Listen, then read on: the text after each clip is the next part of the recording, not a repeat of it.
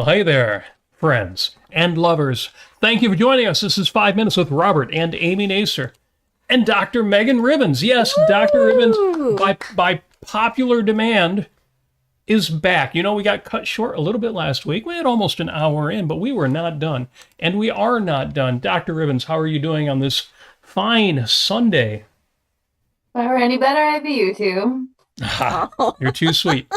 And it's going to be a sweet hour. Folks, thank you. Join us in the chat. We want your questions. We want your comments. We had a lot of people who were very happy to hear that we were going to continue this discussion. So I do expect to see all of you in the chat with your comments and questions. Today is Sunday, September 7th. And as before, I'm going to do an abbreviated show opening because we do have a guest. But I do have to say today is the 250th day of 2025. Your best year. Is this not your best year yet? Setting all of the news of the day aside, you kind of got to give that caveat. Yeah, some people say your best year yet is the year that you're still above ground. Any day above ground is a good day. That's true. It is the 250th day of the. I was listening to the Bulwark podcast, and they have the same problem. Every time they have a guest on, they always start the conversation with, "How are you doing?" And they're all like, "I'm doing great," but I don't want to say that because we're about to talk about, current events. We may cover a little bit of that negativity bias, why it is, and how to overcome it. But again, today is the 250th day of the year. You got 109 days until Christmas. Amy, of course, wants to know you have 54 days until Halloween. Yeah. And there are 14 days until the autumnal equinox. Here in Motown, in Detroit, Michigan, it's getting cooler. The days are ending shorter. Oh, it's so nice. Cloudy afternoons where you're like, what is going on out there? And today was Flamenco Day at the Detroit Institute of Arts. They're holding the Detroit Dance City Festival. And Amy, your flamenco troupe was part of the dance festival. We did three different Bullerius dances, and nothing having to do, no shawls, no fans, no castanets. Pure dance. Just us, and just three of us, and it was right outside of the DIA, right behind the Rodin's Thinker statue. Detroit Institute of Arts, I should say, not DIA, Detroit Institute of Arts, which if you haven't ever been there, it's beautiful, absolutely stunning art museum, and it was built at the in the heyday of Detroit, full of marble, absolutely gorgeous.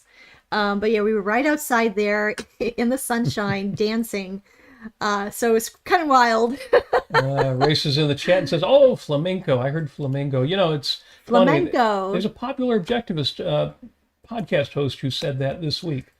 Flamingo instead of flamenco. I won't call him out. And we're talking to Meghann Ribbens, and you're on this show, not that show. So. So I'm not gonna say that. That's right, Meghann, you're on the show. Yeah. And that dance troupe did have live music, and no, I wasn't the guitar player, but I did get to play cajon. Yay! So I'm still dressed for that success. With all that established, I'm not going to go through the holidays or any of the usual things, although it is Grandparents' Day. Oh. If you're a grandparent, be good to your grandkids. If you have grandparents, call them up. Or if you live with them, say hi. We'll skip all of that. The fact that it's Buddy Holly's birthday. Happy birthday, Buddy Holly. Oh, yes. I should be playing American Pie the day the music died, the day we left Buddy Holly. But I'm not going to talk about all of that. I'm not going to talk about that it's Chrissie Hynde's 74th birthday. Oh. Even though she is one of the great Telecaster players in rock and roll history. Nice. Because we are talking to Dr. Meghann Ribbens. Yes. I'm learning so much right now. Yes, and this podcast will survive. Yes, it's Gloria Gaynor's birthday as well. And she will survive. Will survive. That might be before your time, Dr. Meghann. That's it. I've definitely heard this song, although, Good. You know what I mean? I'm pretty pop culture illiterate, really, in any time period. So. Are you more of a rock and roller, a country person, or pop music? I used to be metal. In high school, Metallica was my favorite band. I see so much of that in the objectivist community too. Awesome. And to be honest, I have no idea what's on the radio anymore. You know what I mean? I mostly listen to podcasts or audiobooks. Yep. Yeah. You're at that age. Do you sing, old and though? boring or something. Are you a singer? Do you karaoke or do you do any singing? Or just in the shower alone? Tell me you at least sing when you're driving the car. Oh yeah, and I'm convinced that when I'm in the car, I'm invisible. So like I will be rocking out as hard as I can, and I'll be getting weird looks from the other cars. I'm like, well, that would embarrass me if you could see me, but you can't. So That's right. gonna keep doing what I'm doing. Yeah, singing in the car is really lovely joy. It's just a wonderful time that you can a gift you can give to yourself anytime when you're driving. And everybody should. Yes. Now, the last time we talked about the Inductive History of Biology, your series on YouTube. And sponsored at patreon.com/drmommy, Dr. Mommy. How is it going? I saw you had an update, a short update to the series this week, right? Yeah, we're getting more subscribers, but we always need more. And yeah, when you mentioned audience questions, I actually have a question for you and your audience. Oh, but excellent. as an update first, yeah, I just did the introduction for Linnaeus. And the assignment is coming up tomorrow. That's already in the queue. And I'm actually gonna do an experiment on the show if you guys are okay with it. I mean, you guys know I just can't help myself. So An experiment on the show. Absolutely, do it. You want me to do it now? All right. Sure. Let your You know what you're up to more than us. If you think it's appropriate, we'll do it now. Yes. Let your experiment I freak flag definitely fly. have not optimized this, so this will be interesting. And it actually involves fruit flies. Good old Drosophila melanogaster. I used to work with these when I was in my 20s, which is longer ago than I care to admit. I am not in my 20s anymore, in case anyone was wondering. So like the motions are it's like riding a bike, right? The motions of transferring flies, it's fairly automatic. That being said, it's been quite some time. To be clear, you said something about like melanogaster and transporting flies. Yeah, so these are just regular fruit flies. I don't know if you can see them all that well. Yeah, they're not regular. I've got special flies. All right. But they do look a lot like, like if you leave bananas out too long on the counter. Gnats. It's and well, gnats are different, but these fruit flies. So the Latin name for them is Drosophila melanogaster. Okay. I don't know Latin well enough to tell you what that means, except fruit flies. But so yeah, I used to work with these as we actually know a lot about their genetics, and because they propagate so quickly and they have so many babies, you can do some really good statistics on any sort of genetic experiments. We're gonna do a lot. But the first thing we're going to do is go back to the time of Francesco Redi. So he was one of the first, I think he was the first person to do a biology experiment. So, before his time, slightly before his time was Galileo, and Galileo was doing controlled experiments. And you were asking some of the favorite experiments I've done with Gracie. One of them is with the Galileo incline. I can't wait. I'd love to tell you about that. But in any case, Francesco Redi was, do you mind if I just kind of start going on and on? Because I'm so jazzed. Sure. I just want to interject here. Francesco Redi, he was born in 1626, died in 1697. He was Italian, and you were saying that he was one, or if not the first people to he's a founder of experimental biology, it says. Yes. Great. Wow. Yeah. Okay. So, and you're about to see why. This is why I love this course I've developed so much, is that people actually get to do these foundational experiments. So Francesco Redi was kind of like the mythbuster of his day. There's this guy, I forget how you say his name. I think it's like Athanasius Kircher or something like that, who'd make all these claims about snake stones and stuff like that. And Francesco Redi was very careful, would try out what he sort of his vague claims and say, not so much. And one of the claims made was there was sort of this, there was a lot that was unknown, particularly with plagues, with diseases. At the time, people didn't even know that flies have a life cycle, right? That there's there's eggs, and then there's larvae, and then there's pupa, and then there's the fly. So they had no idea where these flies came from, and there was some thought of, or where life more generally came from. So there was some thought of this idea called spontaneous germination, where anywhere like the conditions were right, life would appear, like flies on meat, right? Like if you just leave meat out, chances are pretty good eventually there's going to be flies on it. And the idea was that the flies had sort of germinated from the meat. And so Francesco Redi, he did one of the first controlled experiments. So what he did, and I've got it essentially here, is I've got 2 containers of fruit flies. It's not meats because they're fruit flies. They don't like meat.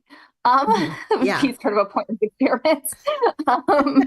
But I've got fruit fly food, and one of them is covered, but it's still open to the air and water. If you were inclined to like drip water onto the paper towel, I don't know why you would do that, but it's got all the ingredients for fruit fly life. But the fruit flies hopefully cannot get through this paper towel. That was his control, or rather, you would say that this is the control, right? So this is the experimental one, right? Will flies spontaneously germinate in here? It's the perfect conditions for them. Surely they will appear. Yes, surely they will appear. But then you've got your control, which is, how people sort of observed flies just sort of appearing. It's open to the air, right? And now for the experiment, we're going to introduce the flies. So there's a couple ways you can do this. We'd have to transfer flies from vial to vial every 3 weeks or so, right? Just to keep them going. You can't just put them in the freezer and expect that they're going to be breedable after that. So you have to kind of maintain them. So we just tap the vial, and if this works out poorly, I'm going to be very annoyed. But yeah, then just into the thing. And do you do these experiments often enough that you've generally got these available to you? No, you can actually buy them from Carolina Biologics. Oh my gosh. I guess that makes sense. If you do that kind of thing. $10? Yeah. Carolina Biologics. Well, there you go. Oh yeah. Order now. But I've got like all the supplies too. So if you don't want to spend a lot of money on supplies, that's helpful. All the pranksters are writing this down. And Apollo in the chat wants to know if you've given them all names. Yes, but it's all the same name. It's all the same name. Yeah. It's that Latin name, Apollo. She already told you. Oh, by the way, he was seeing some echo. Are you still hearing echo in the audience? Audio, it should be better now. Let me know in the chat. So we've got the fruit flies are now in the jar. In the mason jar. And there are 2 environments in there for them to propagate into, but one of them is sealed, even though it's the perfect environment. Yeah, so we'll see if we get fruit flies in both of these containers or not. But yeah, I mean, maybe it sounds kind of silly, but like, again, I think I might have mentioned this, right? Like, in human history, a controlled experiment, obviously Francesco Redi is mid 1600s, right? And in terms of human history, that's pretty recent to kind of come up with this idea of like, I'm going to have all the conditions the same except one, so that if there's a difference in the results, I can tie those results to the change in condition. Like connecting cause and effect, not just observing correlation, which, we were talking about the flying spaghetti monster. Correlation doesn't necessarily indicate causation. Yeah. So Do I Yeah. present? Oh, look at this, Robert. You're being touched by his noodly appendage. Oh my gosh. Okay. Do you feel blessed now? I do. Bless Okay. you. You're Ramen. Ramen, you're a true pastafanarian, Robert. Anyway, go ahead. Yeah, so there's more experiments to be done with these buddies, but their generation time is about 10 days. So we got time to set up those experiments. There's gonna be a few weeks of fruit flies. It's gonna be pretty exciting. So yeah. So how many so you're okay. We're hoping that they propagate, and there were what, about maybe like a dozen or a half dozen fruit flies that you just entered into the jar. Yeah, there's some stubborn ones there. Which actually, the other thing that we do, I've never tried this, so I don't know how you guys feel about me like doing an experiment I haven't tried before. What we used to do is we'd have these tanks of carbon dioxide, Mm-hmm. and we just run just a very slight airstream of carbon dioxide into we'd have like a needle going from the tank so that you could actually like stick the needle down the side, you know what Sure. I mean? And it would take maybe a minute to anesthetize the flies, and then we'd have these little boxes with like kind of a filter paper over them, so you could keep running the CO2 air through, and as long as you put the flies back in their normal atmosphere after like half an hour, they'd be fine. You can make CO2. The easiest way to do it is probably with baking soda Oh, and vinegar. baking So I'm soda kind and of wondering vinegar. if I can like make some CO2 and then like kind of, I don't know if you can see this, Mm-hmm. trying it out right now. Like, wow, okay, that sure didn't work. Just like hose it on over into here, you know what I mean? See if I can anesthetize the flies. Although I think what I need to do is like hose it on into here, which anyway, so this Yeah. will be interesting. I got another one of these, but we'll at least make some CO2. That I can pretty much guarantee. Well, it's funny because you start the experiment with sort of the why is it saying that I'm talking? I don't know why I'm getting those prompts. In any event, the you start the experiment with the idea that, well, it's obvious what's going to happen. And it's funny because, of course, historically it wasn't obvious at all. And Yeah. we just, we kind of take for granted what is obvious and what isn't. Yeah, and I mentioned on my channel that I started doing controlled experiments. I don't know if you can see it's bubbling. Yeah. I put the baking soda and the vinegar, and I'm releasing CO2 just into my face, which is not awesome, but let's see if we can. All right, so Well, you're releasing the CO2 into the tube of fruit flies and seeing if that will yeah, actually anesthetize them. Now, if you've it's got still like if moving, so I'm thinking no. if you have pets or children who you can't get to sleep at night, I do not recommend that Yeah, you I do really, this experiment. really wouldn't do that. Yeah, that's there was always a cautionary, there was always like a warning for any child in school who was dealing with baking soda and vinegar, in producing a volcano, one of those sorts of experiments. Right, And right. now I understand why. I'm sure it's not that much of a hazard, but But still, yeah. Did you ever create the volcano back in science class? No, and really the reason was that I mean like I never it, they like my science classes usually weren't that They weren't that hands-on. good. Well, also that. But yeah, the other thing is I never went out of my way to do it either myself just for my own edification or for Gracie's just because that's not how volcanoes work. I mean, exactly. you know, you're not really experimenting, you know what I mean? You're just kind of, what we were talking about last week, where, you could sure build, molecule models out of, toothpicks and marshmallows, but It looks like Right. it, but it really isn't quite You know, there's not a lot in common between baking soda and magma. That cracks Not me so up, much. Megan. It's a very good point. To make something look like something isn't really going to teach you much. Right. Maybe an art Yeah. class. Yeah, but Yeah. yeah. At least a visual art class. I don't know what you Yeah, I don't make remember something look like my. a guitar sound. I must admit, I don't remember my science classes, my biology classes in grade school being as interesting as your inductive history of biology courses. Thank you. You Of hear course, that, babe? yes, yeah, well, I was burdened with a public school education, Yes, myself included. which explains a lot of my life. You know, I'm sure there are times where my daughter's like, why couldn't my mom be an accountant or, or something? You know what I mean?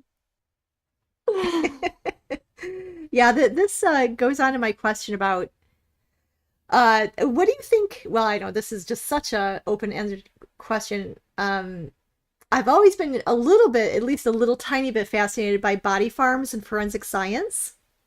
And I'm assuming you know about such things perhaps, or you've heard of it. I don't. Oh, you Body don't? farms Body farms. and forensic science. Well, I know what forensic science is. This is where you donate your body after you pass away, and they put your body in the grass in a field, and basically they what's the word for the study of bugs?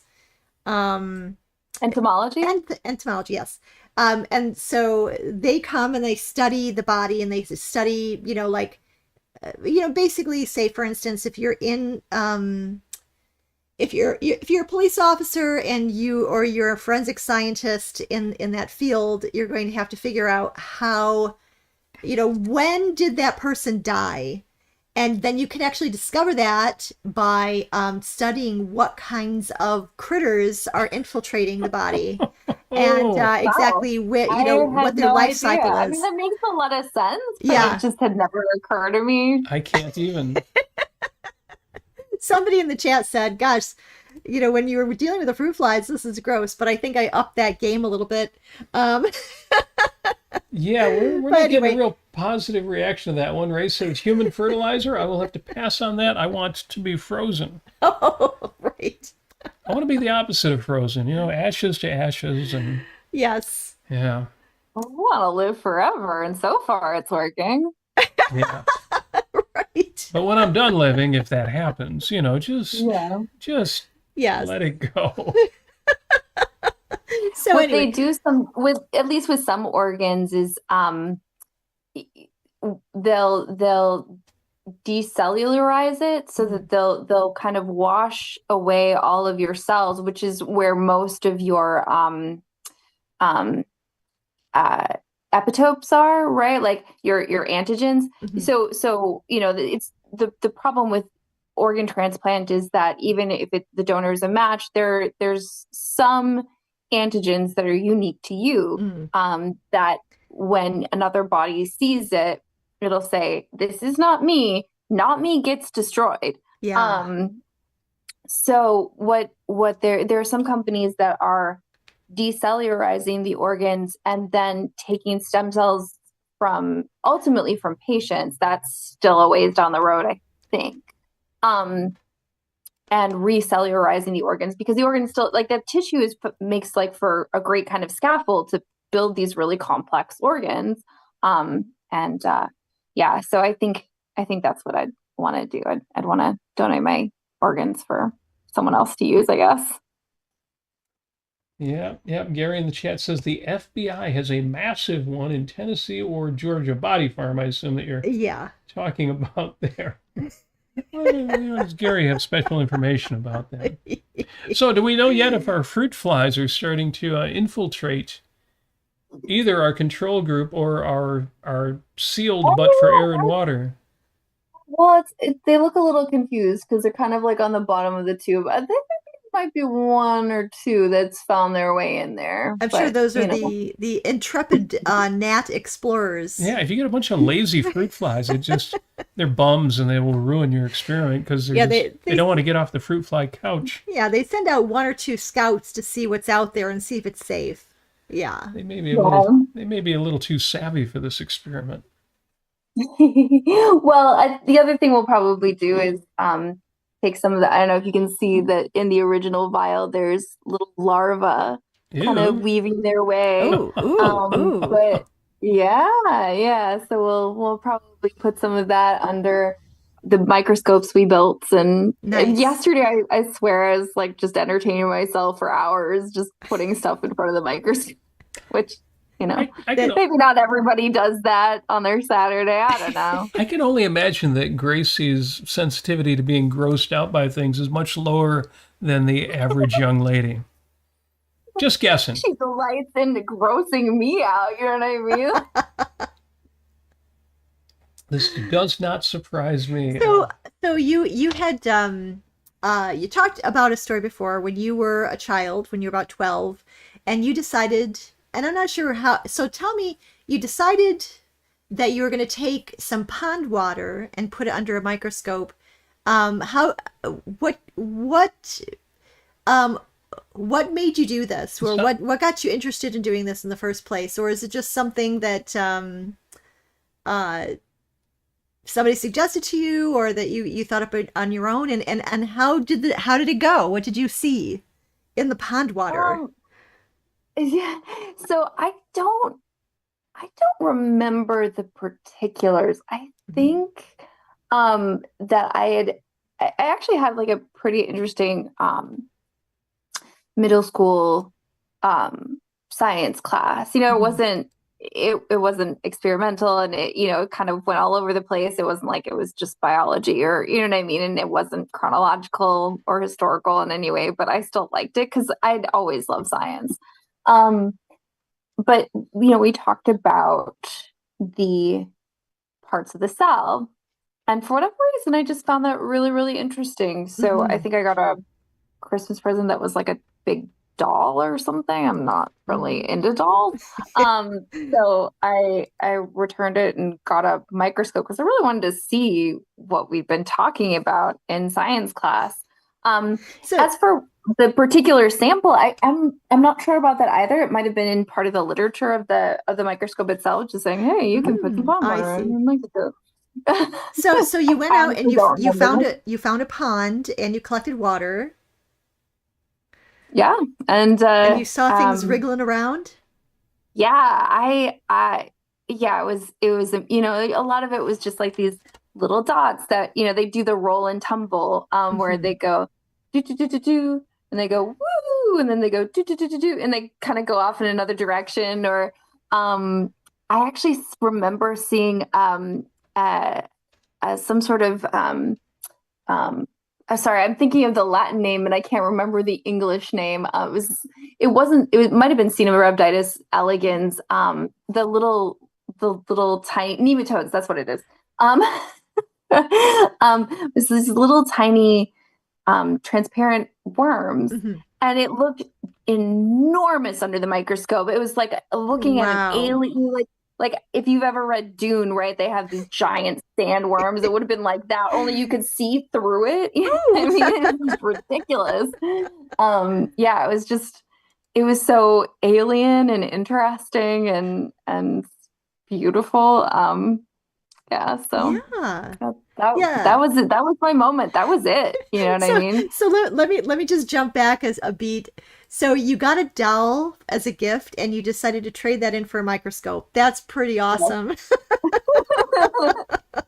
Thank you. No disparagement to anyone who likes dolls. Of course. Although, there were a couple times where Gracie, when she was much younger, would get me to try to like play dolls with her, and it's just not my thing. So I would have the dolls like I was kind of trying to take it in a different direction, so they sounded like Chicago Prohibition era gangsters. You know what I mean? Like they're like, oh, do you want some tea? Like, give me a Tommy gun, sir. And, and then I got kicked out of a room for some reason. Well, anybody who takes your Inductive History of Biology courses is also going to experience your voice talents. I know that you hate to render anything in your usual voice. Sorry. Has that always been a thing that you like to do, or did you come up with that specifically for these courses? So I've always loved audiobooks since I was a kid. And I was listening to I don't know if you've ever listened to the Dresden Files. The actor who plays Spike in Buffy narrates them. And what I noticed, I started listening to the series right when Gracie was born, because like I had to keep myself awake because she insisted on sleeping on my chest. Nowhere else was acceptable. It was right out. I was terrified I'd like roll over and crush her. So I was keeping myself awake by listening to these audiobooks. And I noticed that he not only does he modulate his tone throughout the sentence, but he has a very distinct accent for each character. And this series is huge and has so many characters. Like that's a job of work. But if you skip to any part of any one of those audiobooks, you will know immediately whose dialogue is being delivered, which I thought was incredible. So I've always read to Gracie. There are very few categorical imperatives in our family, but the one is that we read at least 20 minutes every day. So I got a lot of practice in the last 9 years. Not to say that my accents are good. They aren't. Well, they're creative. Yeah. You're not going to give Aristotle a Greek accent. I think you said you can't do a Greek accent, so instead... Not really.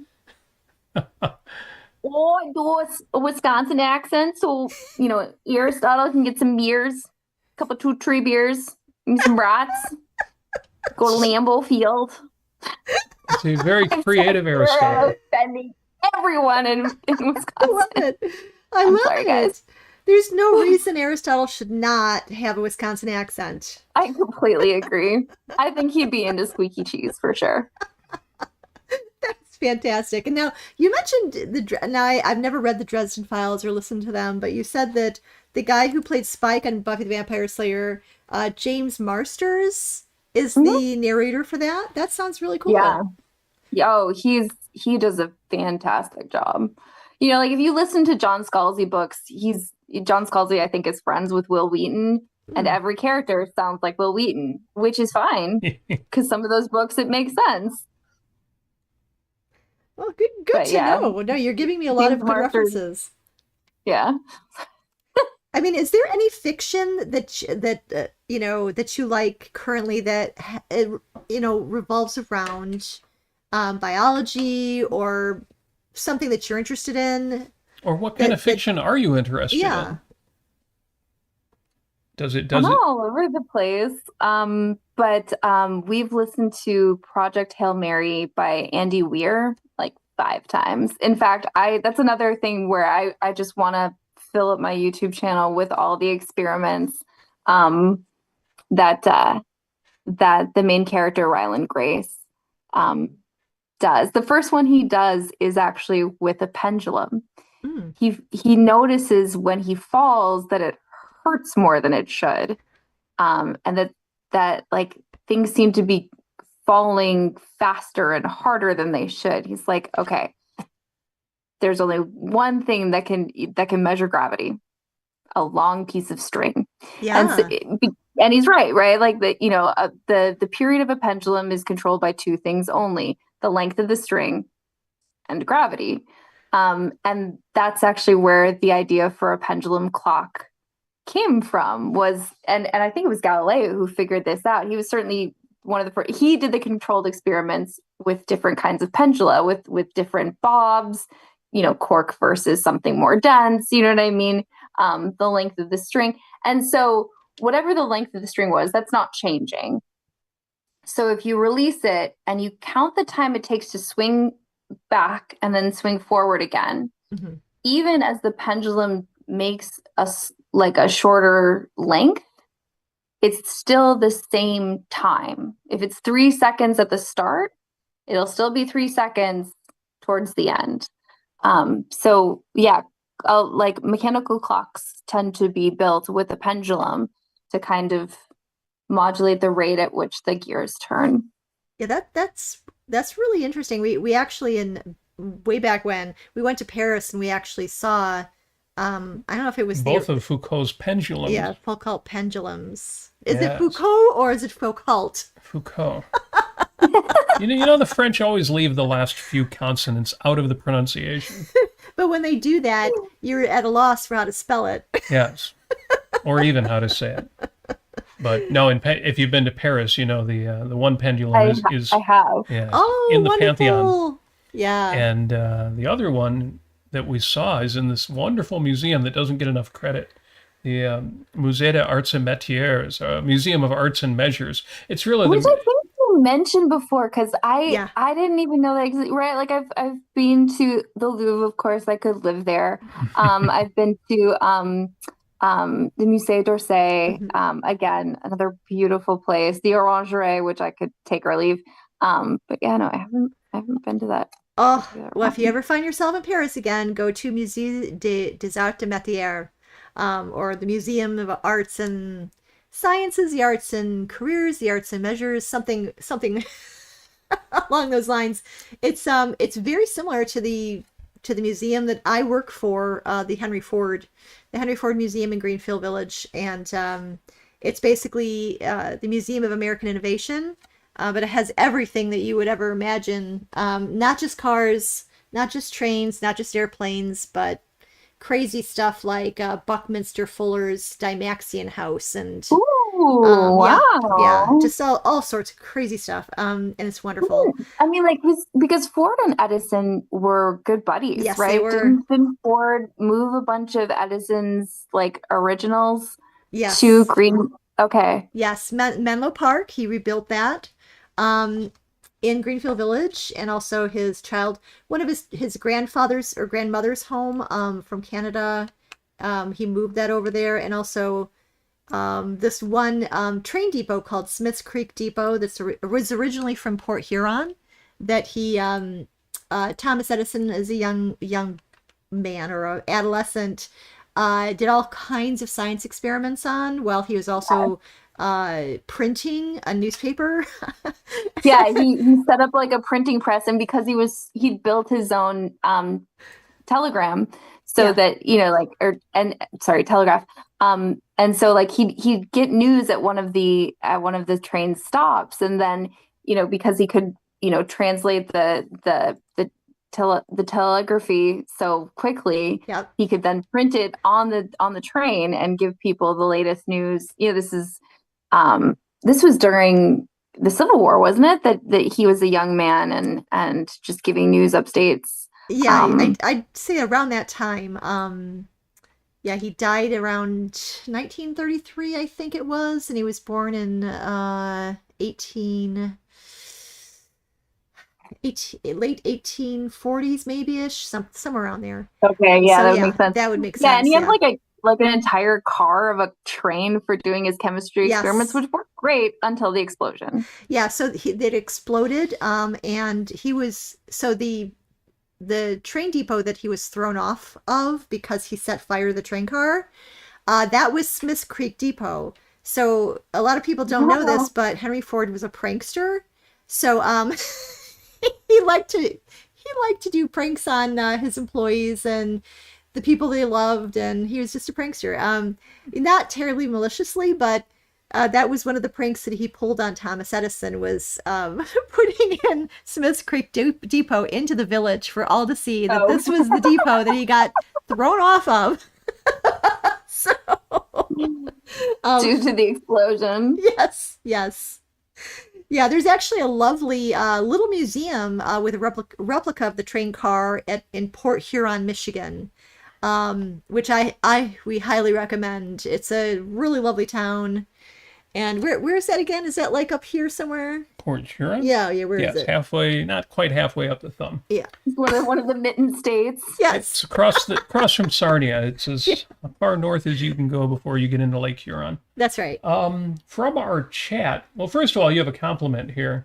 It says, I think objectivism has the real deal of a Bill Nye, from Gary. And I know he means that as a compliment because a lot of people regard Bill Nye as A science guy. as kind of poisonous politically. Oh, yeah. And I don't know if you have any thoughts on contemporary science popularizers like Neil deGrasse Tyson or Bill Nye. Do you have any thoughts on the folks Not like really. that? And I mean, I don't follow them. I don't show them to Gracie for pretty much the same reason that I'm doing this course, and have done it, at least tried to kind of keep some sort of hierarchy in science. Is that, like it seems, I genuinely worry that for most people, if Newton's, equations of motion just kind of come out of the blue, that people tend to take science as kind of revelation. I don't know if this is the case, but I sort of wonder, last week we were talking about how a lot of scientists I've seen in industry don't really think observation is necessary or important. And I have to wonder if that has something to do with the non-hierarchical way they were taught science. Again, most of them may or may not have heard of Karl Popper, but the fact that, the organelles of the cell kind of just come out of nowhere and are handed to you, I have to wonder if there's a connection there between the way they were taught science in a non-hierarchical manner and the way they kind of expect some sort of revelation with their hypotheses sans observation. Again, I don't know if there's a connection there, but I can't help but notice a correlation. But it seems like they're looking for axioms, like they're jealous of the mathematicians, who, of course, people like Harry Binswanger would say are also making a mistake by starting with axioms rather than some data. It seems like the biologists want to do the same thing, and so the cell is their axiom, it's their starting point, but it's not. It doesn't really work that way. Yeah. Yeah. Yeah, exactly.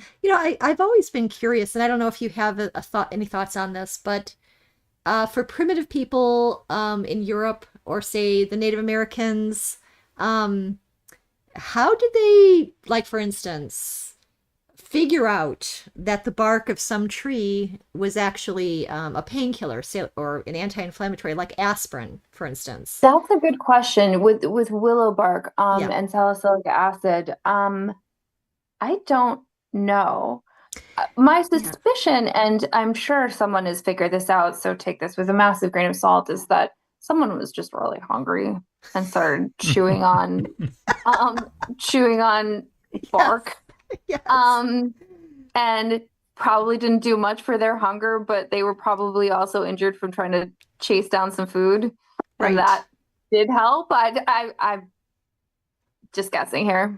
Yeah, I mean, in Europe, women would, say in the 1600s, 1700s, we actually have a few references to this in Greenfield Village, where I work, where we've got plants that are medicinal, and things that were like yarrow for being an anticoagulant, like basically what the Roman guards would use, or soldiers would use it if they had a wound, and they would stick this plant onto the wound, and it would actually keep it from bleeding, for instance, and all sorts of other, like wormwood and I don't know, whatever else plants are out there. They would, like you said, they would probably just have to kind of experiment and be completely inductive, without any advantage of understanding germ theory or understanding properties of anything, having microscopes. So, well, and for most of human history, you're drinking tea or beer, yes, or getting cholera. Take your choice. Yes. Again, no idea that the reason you drink beer is because you put enough sugar in there to promote fungi,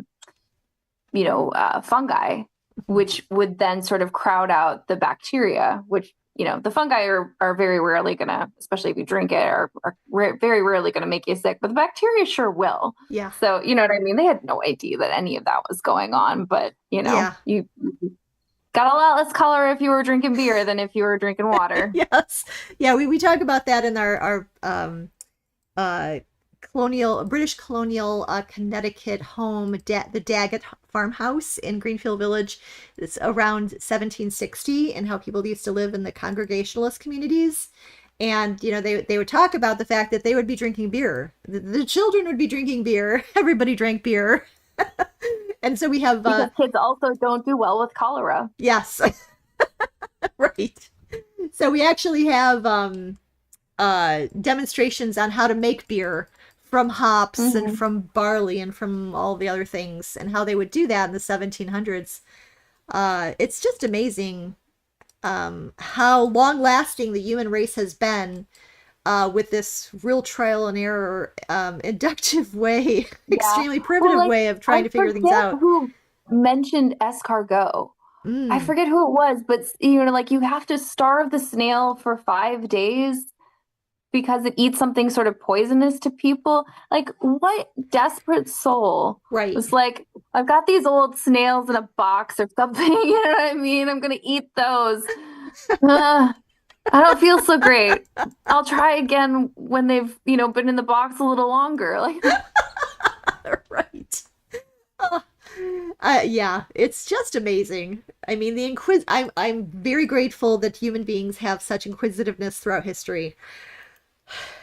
It saved me from a lot of problems. Yeah. Yeah. We are very lucky in the scientific heritage we have. Yeah. They're like, I don't know. I'm the more I learn about these historical figures, the more I'm just in love with them. You know what I mean? Like, one of our favorite scientists in history is Archimedes. And he got very, very close. Do you guys know this story of the circumference of pi? Tell me. I don't know. Maybe I'm just nerding out, like, it's math nerd too. So I don't know. This might bore the heck out of your audience, but so keep in mind that in ancient Greece, he was born in Syracuse, so in Sicily, in 287 BC. They didn't have decimals. You know what I mean? They didn't. So every number that was irregular, they put into fractions.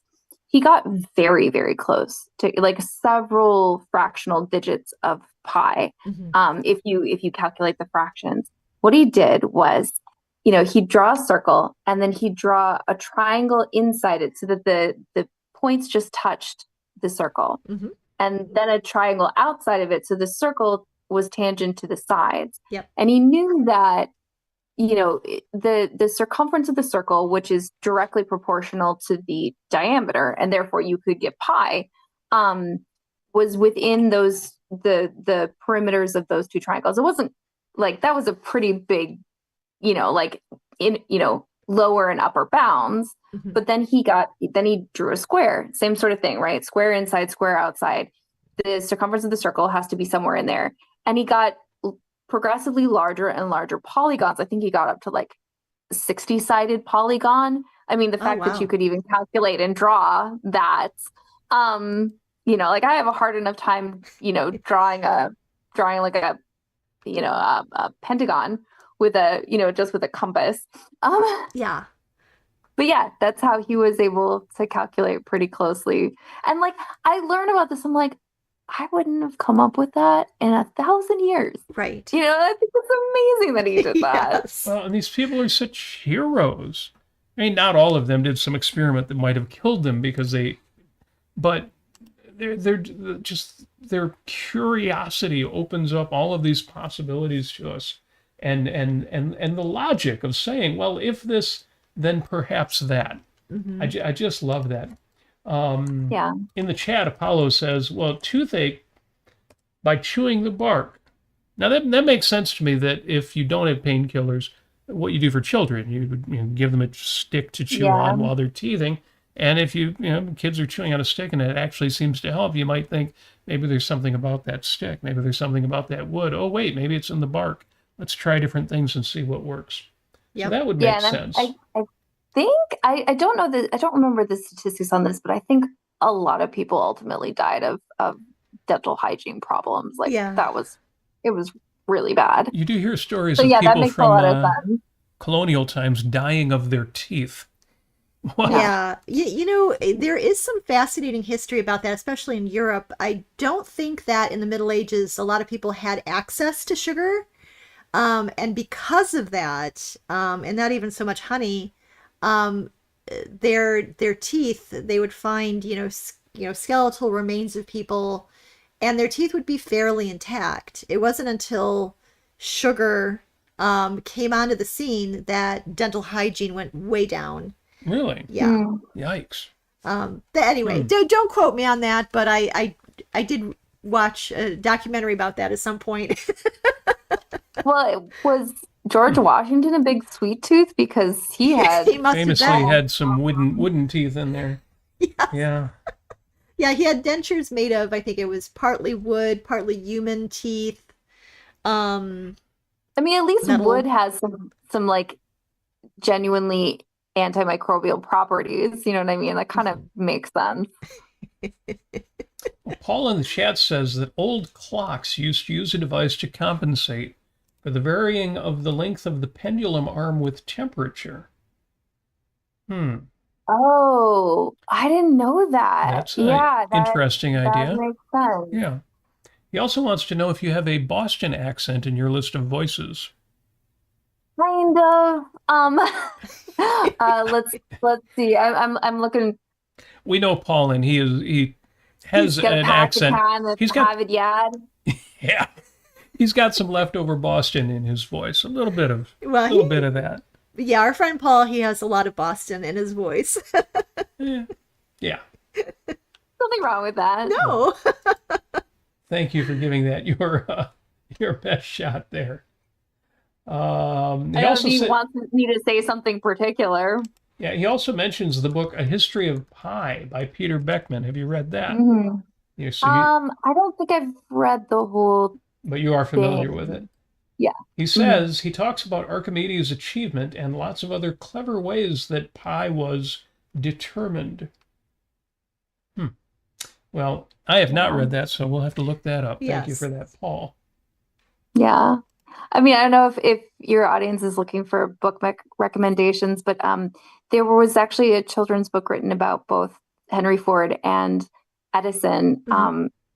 Thought they We've read them both. I thought they were adorable. Uh, And at the end where Henry Ford was honoring, like the whole country really was honoring Edison, I started oh crying yeah. while I was reading to Gracie, just like, no, not all scientists and inventors were maligned. Some Mhm. of them were genuinely cherished. I love it. I love it. And I Yes. love how the Yeah. children's books are often more accurate in that they de-emphasize any negative aspects of a person's life because in the context of what we care about, they're just not important.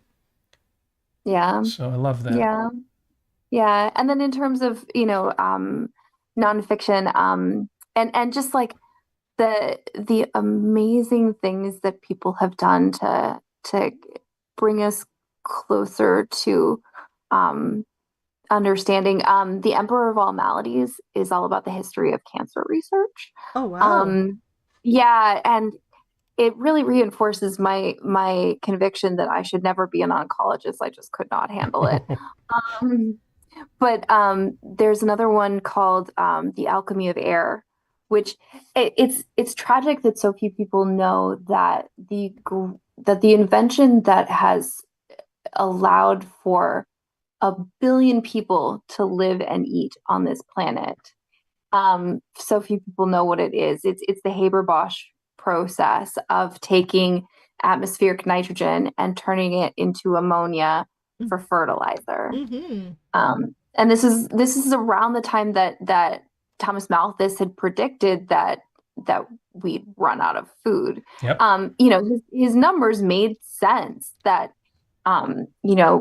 we need so much fertilizer that we typically get, as bird guano from these particular islands. They're only so big. You know what I mean? And that fertilizer is directly correlated with how much food we can produce, and that food is directly correlated with how many people we can feed, and there are going to be more people than, bird guano at some point. But then these two guys just changed everything. Mm-hmm. Mm-hmm.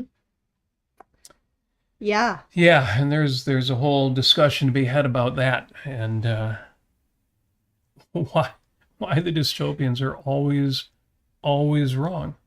Yes. Tell Malthus that there were going to be 8 billion people on the planet in 2025, and he would have just imagined surface of the earth covered in emaciated skeletal people starving to death, and instead our biggest problem remains, obesity. Yes.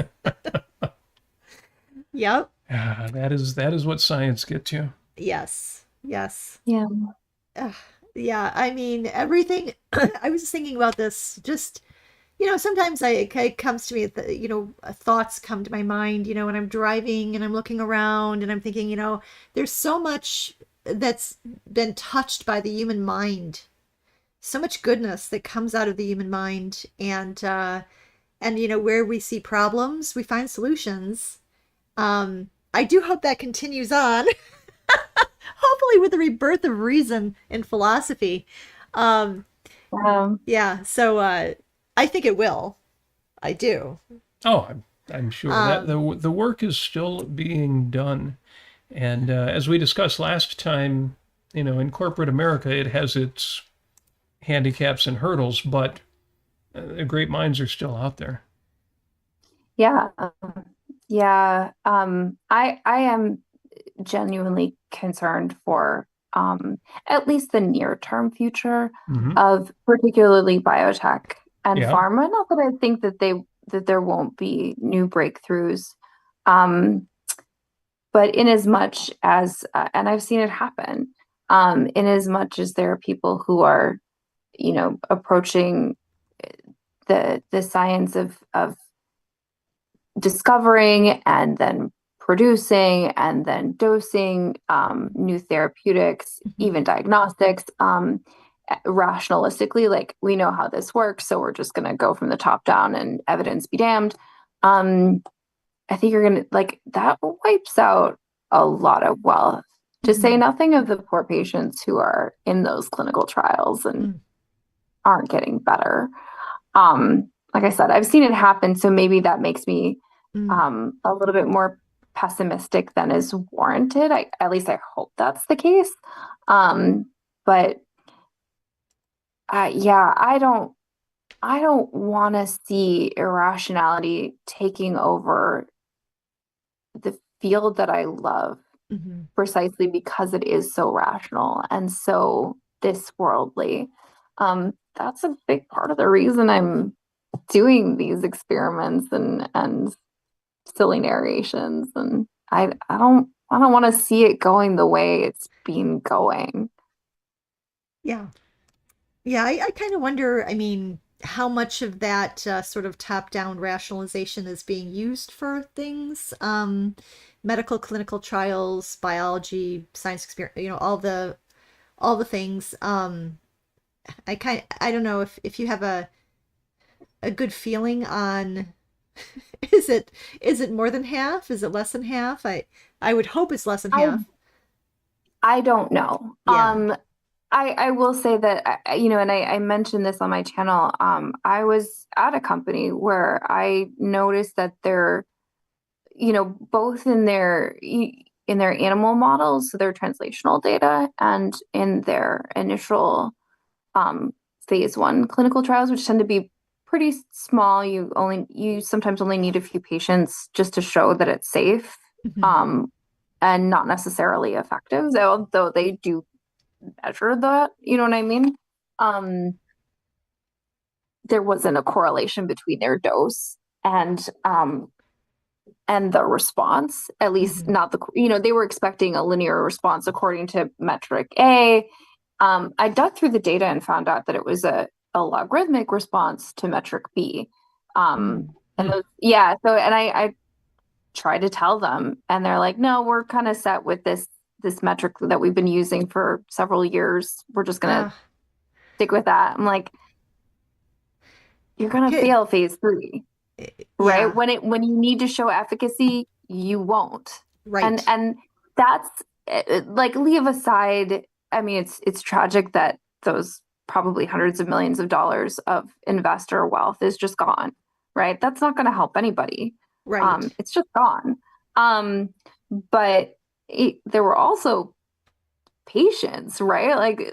And some of them threw up. They, like it wasn't fun ingesting this stuff for nothing. Right. Well, that's too bad. I don't know. Is it? Yeah. I mean, is this? May I ask? Is this company still around or?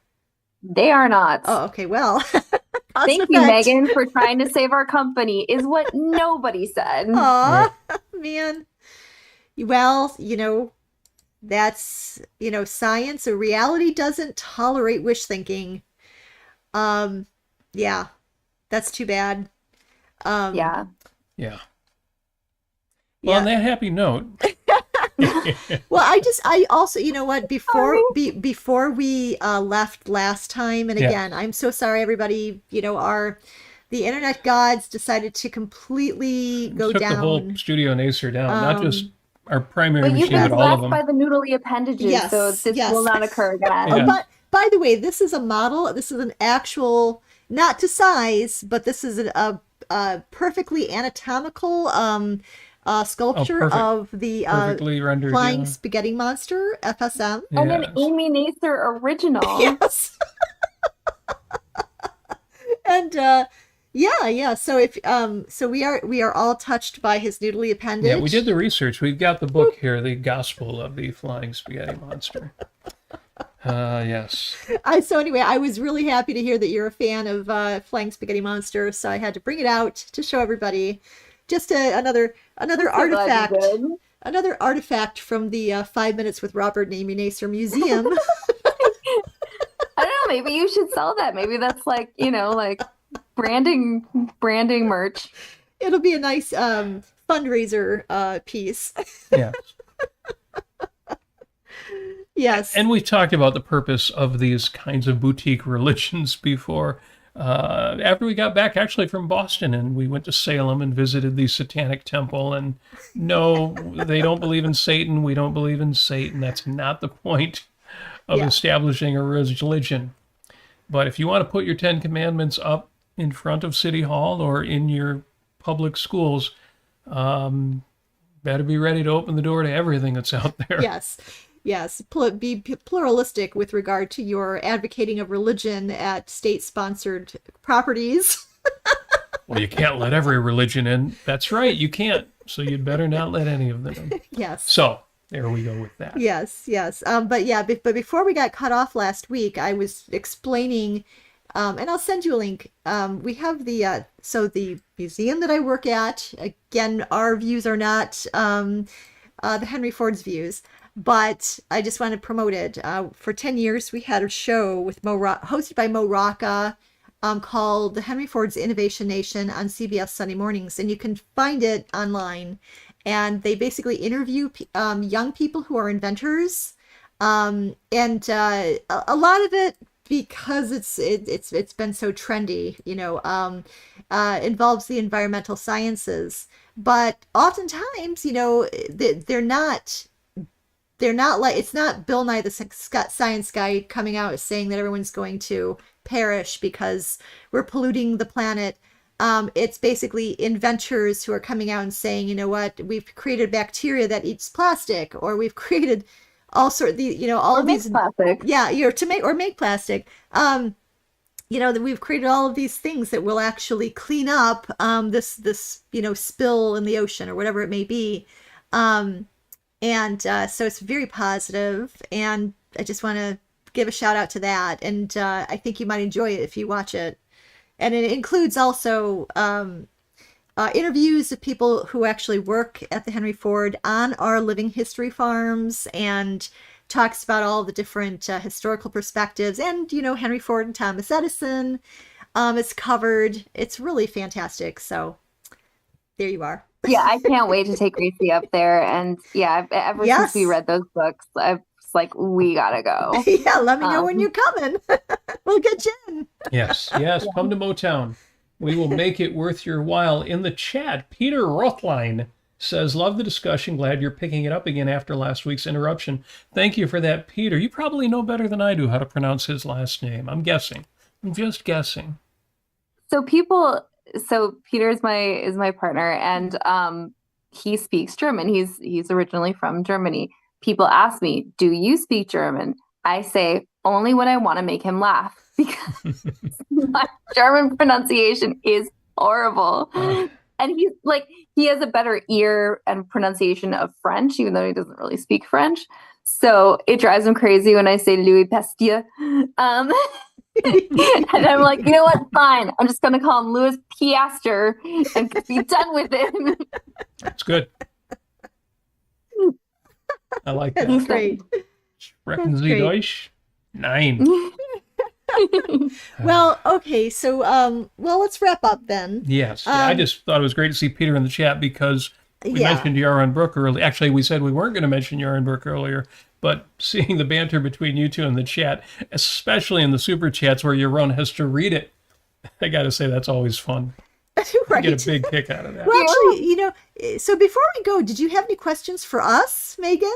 Yes, I did. Yes. I mean, you normally people say, "Do you have any questions, Megan?" I'm like, you are going to be sorry you asked. Oh, Because I will ask questions until someone says, "I think I left the oven on." But no, my primary question is, it has to do with what we were talking about last week in terms of, I don't know exactly how to frame this question, but again, I've had a lot of difficulty convincing others of that the inductive approach, first of all, of what it is, which is fair, right? But that it's so much better. And so I'm very curious, for both you, Nathers, and the audience, do you prefer the inductive approach? Do you think it doesn't matter? And I mean, if you do prefer the inductive approach, why? If you think it doesn't matter, why? And part of my reason for asking is not just the interactions that I've had with some of Gracie's teachers, but with a lot of the parents of her classmates kind of throughout her journey. I've always sent her to a private school. And so I sort of figured, these parents are paying not an insignificant amount of money to send their kids to these schools. They must have like a pretty clear vision of what they want the outcome to look like, and maybe even what they want the process to look like. And every time I kind of tried to sound them out about those two things, it was like they'd never heard a question like that before. Like it was a really startling thing to ask, I guess. So I mean, I'm not blaming these parents, right? If you're only really like, if you're mostly forced to accept the curricula and standards of a state, there's probably not much point in imagining what could be or how it could be different. So most people don't waste their time thinking about that. I'm like I said, I'm not blaming anyone. I'm just trying to understand. Does that Yeah. question make sense? It does, but to me, it's such a, I was going to say sense of life issue. It's such an issue that forms out of how we come up. I don't know that you could have that much impact on somebody's approach unless you get them while they're young. Fortunately, I was brought up in a family where we got our fingers dirty. And for me, that there were some biology, but mostly technology, electronics. And yeah, it was a matter of learning as much by trying out as it was by doing the research in books. And that carried over into other areas of life. Of course, I ended up with a very unique philosophy of life rather than just taking what was offered and then following the deductions from there. So in that sense, I didn't have a great schooling. I certainly wasn't encouraged to be inductive in school as much as I should have been, but in daily life, I did. So I was fortunate in that regard, and I ended up in IT and technology, but with a lot of electronics work as well. And again, hands-on. I'm not a programmer, for example. And I don't mean to pick on the programmers out there, but they're a different breed than the people who deal with 240 volts and a soldering iron and all of that. So as far as persuading people, you're right. That's a tall. It's as much. I would say it's probably no easier and maybe even harder, given how difficult it is even to explain the matter, than it is trying to change somebody's philosophy. I was talking to Paul, the gentleman in the chat, about that recently. That trying to sell somebody on philosophy, and again, whether it's Ayn Rand's objectivism or anything else, you're not just telling them, here, tweak your philosophy and your life will be better. You're telling them everything you know is wrong. Okay, not every little thing, but the way you look at everything is wrong. And if you could put, all of your self-esteem and your pride and everything that depends on your philosophy of life to the side for a moment and pick up some better ideas, don't worry, you'll get all that self-esteem back. But for now, you need to crush it all. And so it's hard. It's a tall order. And to tell somebody, all of this book learning you've been doing, it's great and all, but if you don't actually get out there and learn some of this stuff for yourself with your own two eyes, with your own two hands, it's not going to have a reality for you, and it's not going to enrich your life, and it's not going to give you the motivation and the courage to break out of whatever path has been prescribed for you and think for yourself and see for yourself and discover things that, have already been discovered, but until you do them yourself, it's not the same. Yeah. So the short answer to your question is no. I don't know probably a better way to do that than what you're already trying. It's kind of why we do a podcast. I could tell everything that we've said in the last 5.5 years, I could tell it to somebody, but it's different to talk about it over time, to have the conversation, to let people absorb it, and to bring their own ideas into. And so maybe the answer is to do exactly what you're doing. Yeah. Well, it sounds like you both are. I don't want to speak for you, but it sounds like you're both convinced that the hierarchical approach is better, that you learn more, that you retain more. And what it does for your confidence, the richness, it's your place in the world. Yeah. Yeah.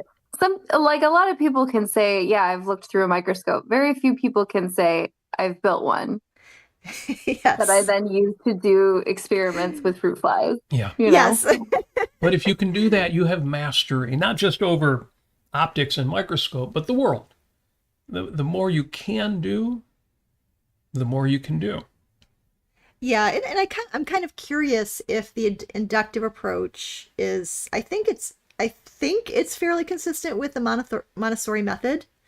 Where people, and it's also conducive to how what Henry Ford promoted as an educator, because he actually created a school called the Edison Institute. They named after Thomas Edison, and the idea was learning by doing. And that you need to, the quote that came into my head was from Howard Rourke in his speech on the Fountainhead. And he said, we can divide a meal among many men. We cannot digest it in a collective stomach. You as an individual, you need to use your own reasoning to process all of this information. You may have principles, you may have all sorts of deductive essays that you can memorize by rote, and you can call yourself educated, but you're not. You don't really have a reality basis for what you actually are saying. You need to have that grounding in reality. Yeah, if I understand you and your project and what you're achieving with Gracie, of course, but with everybody to whom you're addressing on your podcast channel, which again is linked in the show description on YouTube, folks. You got to take a look. The Patreon is in there too. But there's a common cliche, and there's some wisdom to it too, where the people will say, "Oh, you don't need to reinvent the wheel." But I immediately push back on that. No, you do. You don't need to invent the wheel, but in a sense, you need to understand what happened when somebody pushed something and it rolled and they thought, how could I apply that? You do need to reinvent everything, or at least understand the invention of everything. And the kind of person who simply accepts what they learn, or doesn't even learn it and just says somehow, That makes me shudder to think that Yeah. that kind of mental state, that kind of life. No, I think that like you, I wish we, and maybe you can, I wish we could sell more people on the kind of first-handed thinking that an inductive approach, a hands-on approach of actually going through the steps and reaching the conclusions as they were originally reached. Um, I can't think of a better way to do it, but I also can't think of anything more valuable than that. Yeah, I feel like it's sort of a chicken and egg problem that, a lot of the parents and adults that I interact with, they can't imagine education being fundamentally different than it is because they've never been, you know what I mean? They were educated the way they were educated. So they Yep. don't demand a different kind of education. You know what I mean? Like, so how do we educate people to demand a new kind of education when they can't even imagine it because of the way they were educated? And really the only thing I've come up with so far is, I'm trying to get families involved. Like I'm willing to offer a discount if the big people in the families will actually do the experiments with the kids, or Yep. just for themselves, and just get to experience what it's like Yes. to learn genetics by, playing with fruit flies. Yeah. It might seem like a daunting task, and we kind of all wish that we could just bestow that that method of thinking onto everybody like magic. Unfortunately, it has to be individual by individual, and each person has to have the courage to think for themselves and to ask themselves, do I really understand this? Is this really grounded for me? Do I really have a handle on this? Could I teach this to somebody else? That's a good question. And so, but you just have to remember that every single interaction that you have with every individual that you work with is having an effect, and you're not going to be able to see it. They're not going to be able to give you an essay as to why, Meghann Ribbens has taught me this amazingly wonderful method of thinking that has brought such enlightenment and joy to my life. But you will see it in their actions, and hopefully you'll have a vocabulary to use with them to discuss that. So all my best to you, Meghann. Thank you. We haven't talked about Ayn Rand. We haven't talked about objectivism. Usually we would ask people their objectivism oriented origin story. Where did you first run into Ayn Rand? And now I don't think we've really got time to get into that. I don't know if that's really something you're that interested in anyway, but there was a poem by A. Hausman that ended with the line, "A stranger and afraid in a world I never made." And Ayn Rand criticized that, and she says her response to that was, well, why didn't you? And I appreciate her approach, but I also see that as a contrast to what we're talking about here. Because, yeah, I totally understand that feeling of this is a world I never made. But by going through science, by going through biology, and in my case, going through electronics, going through the world that has been made yourself firsthand, carrying out these experiments and not doing everything, but being able to understand the history of what was done. This isn't, I'm not a stranger to this. This is my world. I'm not afraid. I'm not lost. I did make this world. I've made my little piece of it, but also in my own mind, I've gone through that process of creation. And Meghann, it sounds like that's exactly what you are trying to help people go through. And I can't heap enough praise on you if you look in the chat, or chat people are as well. And more than that, that's your own personal standard that you should be proud of, most certainly. Hello, Kitty. And then there's a cat. The kitty says, I'm proud of my direct observations with reality as well. It's true. Like, universally, the thinkers I most admire in education, Maria Montessori comes as an example. In philosophy, Ayn Rand obviously is an example. In biology, so many examples. They never started with assumptions. Right. They did what everyone else didn't. and started with with observation. You know what I Yes. mean? Where everyone else was assuming you can't do this or this is why kids are doing that. They're like, And but what are they actually doing? yeah, and questioning the Or like, presumptions. well, what is morality and Yes. which animals have it? Why might they have it? You know what I mean? Yep. Yeah. Yeah. What does that look like at that level of consciousness? Because it's not simply a matter of, oh, they're just dumb animals. No. Oh my gosh, no. Yeah, absolutely. Well, Meghann, obviously we could go on and on. We wrapped up after 50 minutes last week, and that definitely Yeah. wasn't enough. So Yeah. Tell us again where we can find you on YouTube and what you're doing and how people can interact with you. Robert's done such a great job. My YouTube channel, and yes, please subscribe, share, have other people subscribe, your friends, your enemies, your people who have kids or no kids or maybe have seen kids at some point. And so my YouTube channel, you can search for it. It's MARIBBENS, so MA Ribbens, where there's an E instead of an O. And then the Patreon, where you can support us coming up with more of these experiments. You can buy the materials so you can do the experiments yourself. And who wouldn't? Is patreon.com/Dr. Mommy, DRMOMMY. No periods or anything, just the letters. Yeah, thanks for letting me promote and chat with you folks. And yeah, I can't wait for us to visit. How do you say it's Greenfield Yes, Village? Greenfield Yeah. Village and Yeah. the Henry Ford Museum of American Innovation. I don't know why I can't remember the name, just because like we've been wanting to do that since Gracie was about 6 and she's 9 now. So Good. Come Well, on over. anytime you are near Southeast Michigan, reach out to us, and we will show you a good time. We will show her a good time, and amazement, simply amazement. Yes. And Yes. Amy has the honor of working there. Dr. Meghann, thank you so much for joining us. I knew after last week we had another 5 minutes of conversation, 50 minutes, 105 minutes as it turns out. I suspect we could do it all over again, and I think we will at some point. Yes. But thank you. Thank you so much for being with us. yeah, thank you. Thank you.